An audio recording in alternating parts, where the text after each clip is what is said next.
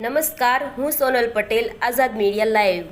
85 માણાવદર વિધાનસભા બેઠક ઉપર કોંગ્રેસના અરવિંદ લાડાણીનો ભવ્ય વિજય થતાં વંથલીના રાજમાર્ગો પર નીકળ્યું ભવ્ય સરઘસ।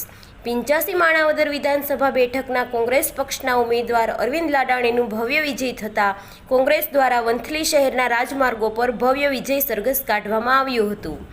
ડીજેના તાલે અને ભવ્ય આતશબાજી સાથે વંથલી શહેરના કોંગ્રેસી કાર્યકરો દ્વારા ભવ્ય વિજય સરઘસ કાઢી વિજય જશ્ન મનાવવામાં આવ્યો હતો।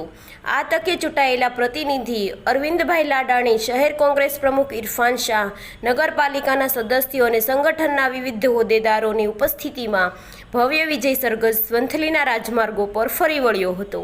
કોંગ્રેસના સમર્થનમાં મતદાન કરવા બદલ તમામ મતદારોનો જાહેર આભાર વ્યક્ત કરવામાં અરવિંદ લાડાણીએ જણાવ્યું હતું કે આ વિસ્તારના કોઈપણ પ્રશ્ન બાબતે હરહંમેશ પ્રજાની વચ્ચે રહેવાનો કોલ આપી મતદારોનો આભાર વ્યક્ત કર્યો હતો।